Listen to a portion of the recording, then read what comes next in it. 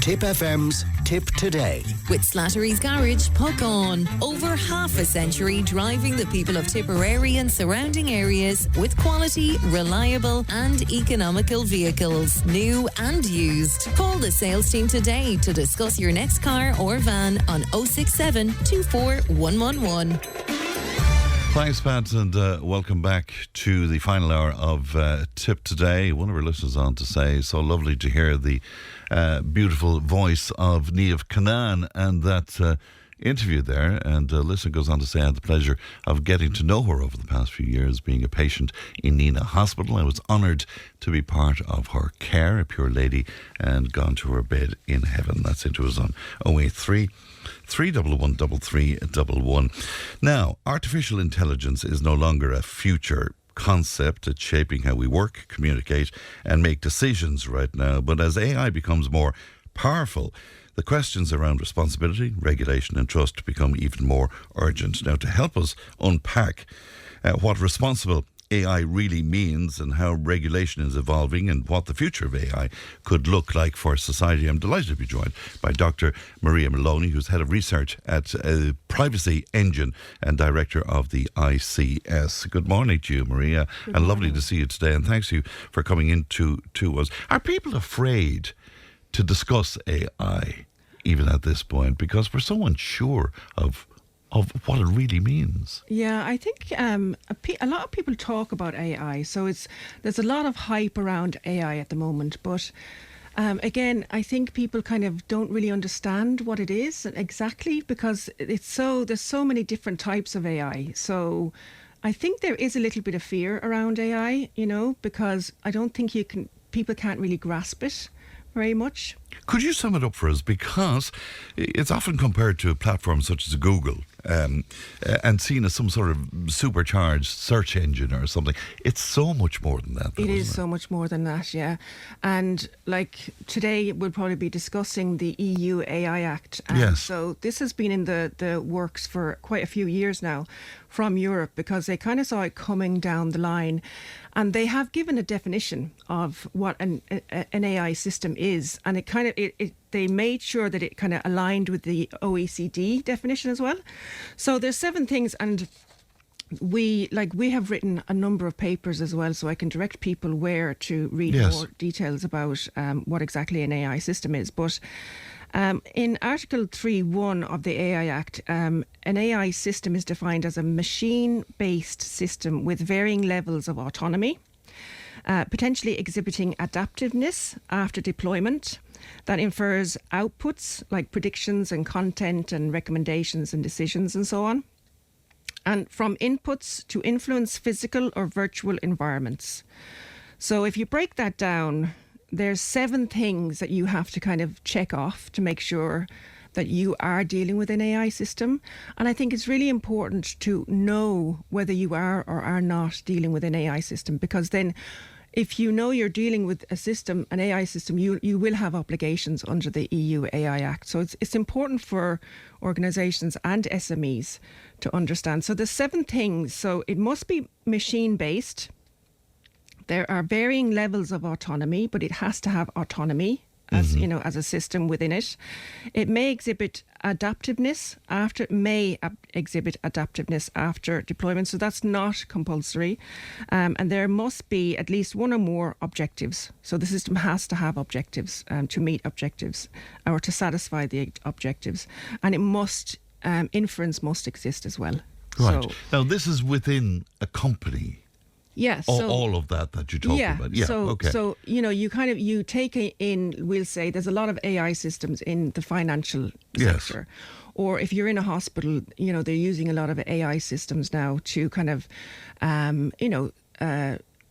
advance kind of, medical research and so diagnostics on. And the diagnostics like as well. and so on. Yeah. So it's important to be able to kind of go down through this list and say, is this actually an AI system? Because it could be an automated system or it could be something more simple. Right. So just because it is harvesting data and diagnosing around that or decision making around that doesn't necessarily mean that it's AI. Is that what you're saying? It doesn't necessarily. So again, under the definition of the EU AI Act, there are 7 things that it must do. So if you're looking at compliance, right, and you're going in, like for example, what I do, I would go into an organisation and check to see what systems are actually AI. I'd use this checklist to kind of go through all the systems that they have, and then make a list of what systems are actually, what systems fall within that definition and what systems fall outside of that definition. So you kind of need to understand how many AI systems you actually have before you actually start to become compliant with the EU AI Act. Right. So the definition is very important, really.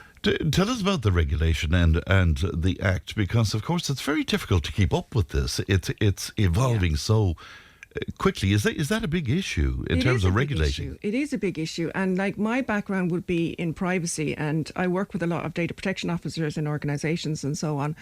And it's kind of like, this is kind of coming down the line, and it's quite technical. So you kind of need to understand the technical jargon of people that work with AI systems or develop AI systems. So it's challenging for people that have kind of, been in their job for a decade or more, and then now their job specification is changing because AI systems are coming in, and now they're kind of required to understand these AI systems, and so you kind of need to have kind of an understanding of a technical background, and if you don't, then you can be quite lost, so it is kind of disrupting the workplace as well. How big is it in terms of its influence on the workspace? Are we talking about the Industrial Revolution here? Are we talking about something as big as that? Are we talking about an absolute game changer? I think it is definitely changing the job specifications, the jobs that we're kind of used to, because AI kind of eliminates all the automated tasks, the simple tasks. So, an individual then has to bring value outside of the automated and repetitive tasks. So there's much more pressure on the individual then to be kind of knowledgeable or bring some sort of skills to the table that AI can't do at the moment. So where, we'll say, for example, a data protection officer, a lot of their work up to now was quite repetitive, looking at policies, checking policies, having a data protection plan and so on. A lot of that now can be done by AI systems.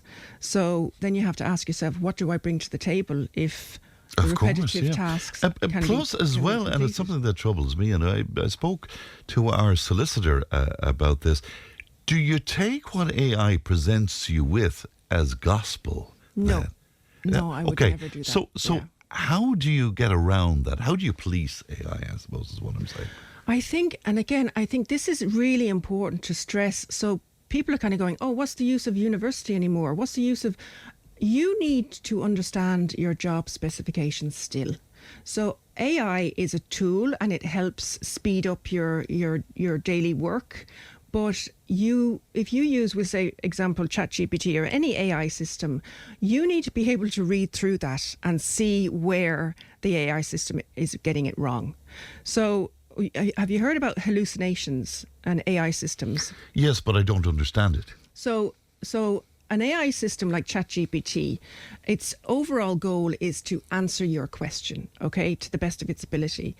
If it can't answer the question, if it doesn't have enough data to answer your question, it'll make it up. And they're called hallucinations. So I'll give you an example. I tested ChatGPT about 6 months ago and said to ChatGPT, will you write me a research paper and give me references, because I wanted to then go and read the references and so on. But can you give me a research paper around a certain topic? I think it was a topic in security. So I went off and it wrote a research paper, and it had all the sections, and it looked great. And I thought, brilliant, God, and it has the latest references. So I went to look up the references, and he had just made it up. The AI system had made up. So it was fiction. All the AI, the references. So that was called a hallucination. So people kind of go, oh, AI is going to replace my job. It's not. It's going to make your job faster, but you still have to have the skills that you've always had. Critical thinking as well. Critical thinking is really, I think, the thing that AI at the moment, and I can't say, of course, in the future, but critical thinking is what we humans can bring to the table that the AI systems can't. You wrote a paper around the darker side of AI, and I was listening to a piece with Brendan O'Connor a few weeks ago where he had one of the guys who was very influential at the start of AI. And he scared the living wits out of me because he was predicting where this is going to go, and he figures there's not enough regulation, there's not enough policing, and it could go anywhere, basically. Yeah, I mean, we are kind of on the cusp of, we don't really know where AI is going to go. It's moving so fast. And even if you look at the EU AI Act, they knew it was moving so fast. So they've kind of put in general principles into the Act as a catch-all. So, if an AI system is developed in 5 years and the Act can't govern it, can't, restrict it or whatever, we can fall back on the general principles and kind of go, well, is this transparent? Is this AI system transparent? I have the general principles here. We can go through them. Is it human-centric? That's a principle of the AI Act. What does that mean? Is it supporting humankind? Yes, is that absolutely. It? Yeah. Okay. Is it supporting fundamental rights of the individual? Yes. That's very big in Europe. Is it safe? Is it secure? And is it robust? So these general principles are put in place for the future because we don't know where AI is going. So, but I wouldn't Gartner's hype cycle, it's like any new technology, there's a huge amount of hype at the beginning. And then it kind of levels off and it becomes mainstream. We're in the hype at the moment with AI. So there's a lot of scaremongering. And there was, if you're old enough to remember the internet coming online, sure, a lot of scaremongering around that as well, and it's going to change everything. And the internet did change everything. But again, the regulations were put in place to protect people from, the real bad side effects of the internet. And I think that would be the same with the AI. But can we protect ourselves from some of the possibilities? In other words, AI working for itself, if you know what I mean, Maria. Yeah. And again, it's moving so fast. AI is moving so fast. So we have these general purpose AI models like ChatGPT. Again, they have to infer information if they if they are a genuine AI system. So we haven't really sorted those systems out yet. Again, like I said, hallucinations can happen with these systems. And now they're starting to say that, well, we can't really get rid of these hallucinations. They're trying to get rid of these hallucinations, but it's proving very difficult. So we can't really rely on the output. And then we're on top of that then, right? So we have these big general large language models. And now what we want to do is we want to actually get agents to interact with agents. Based on kind of a system that hasn't been thoroughly tested yet. And I'm not being critical of how you interacted with AI, but is what AI does not determined by how you pose a question to it? In other words, if you said to it about your paper, create this paper for me, but do not include anything that is fictitious, only include what is absolute and is there online. Absolutely. Is that what the secret is? Yes, that's the secret. So you learn as well. Humans learn. You learn. So after that, I thought, oh God. So what I asked, the next step was, can you give me a link to all the references that you use? Right. And then you can then link to whatever it uses, and then you can assess whether it's a decent reference or whether it's not a good reference at all.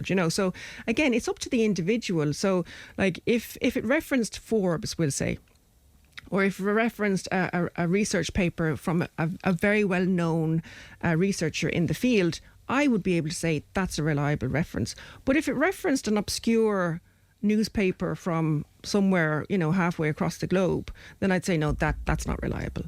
So again, you have to rely on yourself to, it can do a lot of the grunt work, a lot of the work that would take hours for me to look up and read papers and stuff. But you still need your expertise. You still need to understand the research process. You still need to understand whether it's about security. You need to understand your field of security or data protection or whatever. So it's a tool like everything else. But I wouldn't say to your children, don't bother going to university because we have AI now. And speaking of academia and the role of AI in academia, and this has been much discussed as well, and whether or not it's going to sort of make people very lazy at the very least. Do you have concerns around that? Oh, I do, yeah, because there is research now coming out. I don't have a reference for it, but there is research showing that if you rely a lot on ChatGPT, it is already affecting the brain.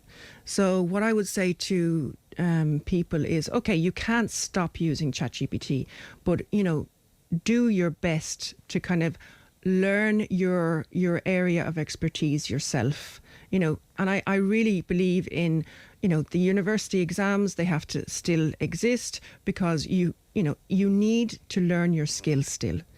Like I said, AI is only a tool, and it does make you lazy because it's been proven to make you lazy. So use it with your own, precautions, so again, people coming into the workforce, university, or develop your expertise without ChatGPT or AI systems. Our mutual friend Paula Carney-Hoffler spoke to us recently, and she was homing in on the digital omnibus, that the idea of weakening, I suppose, the protection from the likes of AI.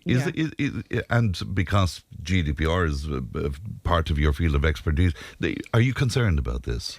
Privacy? I am concerned, to be honest. But I do.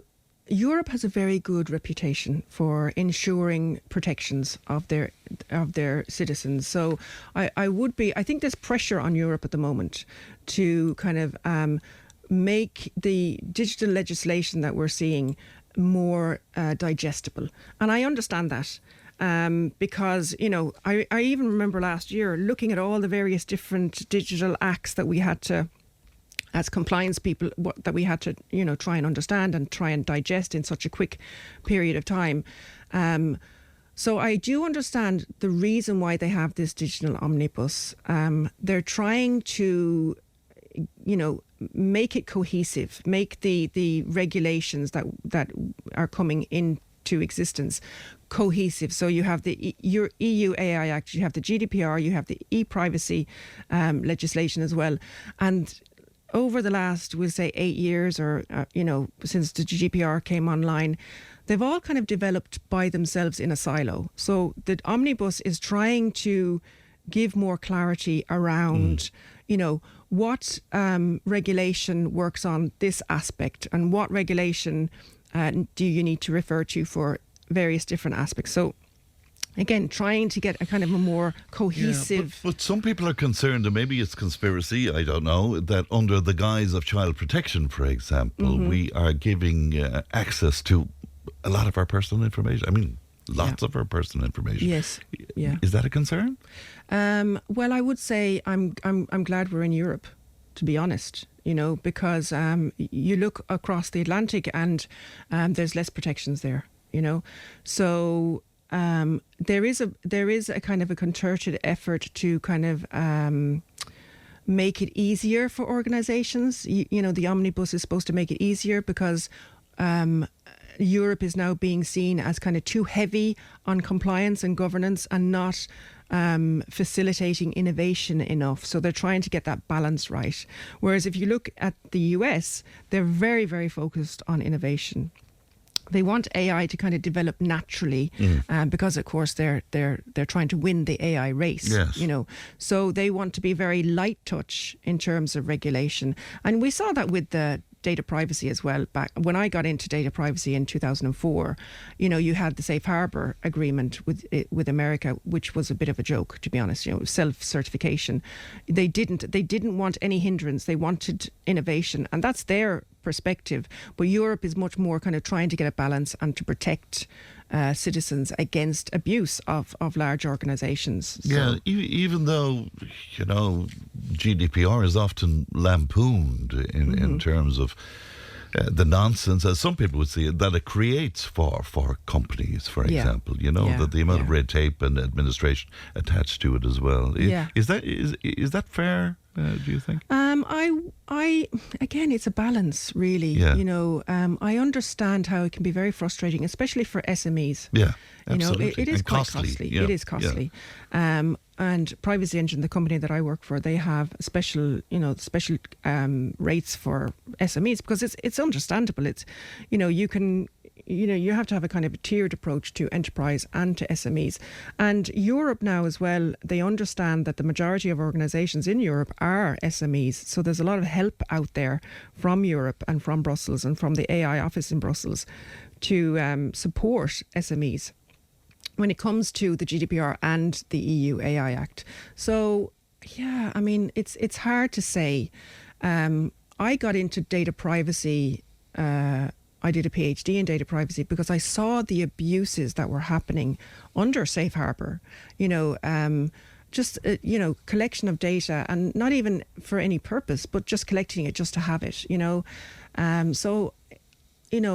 I see the kind of longer perspective, and I think our children are growing up in a very digital world, and they're not mature enough to understand, I need to protect my personal data, so we need to protect it for them, but I do understand that SMEs are trying to be innovative. They're trying to be competitive with Chinese organizations and the US organizations, and it's tough on them. It is tough on them.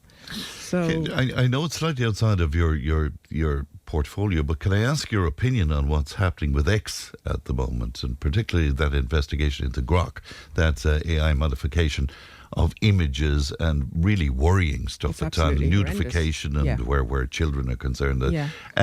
What about that? Can I get an opinion from you? Well, again, I mean, that would be, I would see it as a banned system. So under the EU AI Act, there's a list of systems that are just since February 2025, they've been banned in Europe. You just can't use them.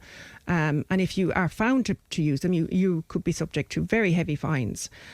So, I would imagine, and I can't say this for 100%, that system would be banned. And I would kind of maybe predict that one of the data protection commissioners across Europe will pick that up and say, look, this can't happen in Europe, because what happened with ChatGPT that time when it first came into Europe, the Italian Data Protection Commission stopped it, paused it for Italy because they said there was no legal basis for the amount of data that they were collecting. So, I know that Europe now is trying to be more innovative, but these kind of systems, we do have a GDPR and we have the EU AI Act that will, we can very quickly ban those systems and stop it from being used. Right, but we need the platforms to buy into this, Maria, do we not? Yeah. And that's the issue, isn't it? That's the issue. And we have the Digital Services Act, we have the Digital Markets Act. We're trying to, again, create a level playing field for indigenous SMEs up against these large, very often American organisations. So legislation does try and create a level playing field. Because most of them are American. But we do actually rely on those platforms, unfortunately. Can I ask you finally, AI and the part it's going to play in our future, overall, is it a good thing? I think it's a good thing. I think it's very beneficial.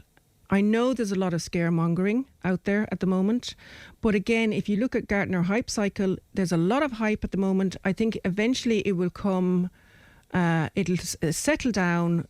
It will be incorporated into the workplace. It'll be incorporated into our lives. Slowly legislation will catch up and, filter out these dangerous AI systems that we're seeing now.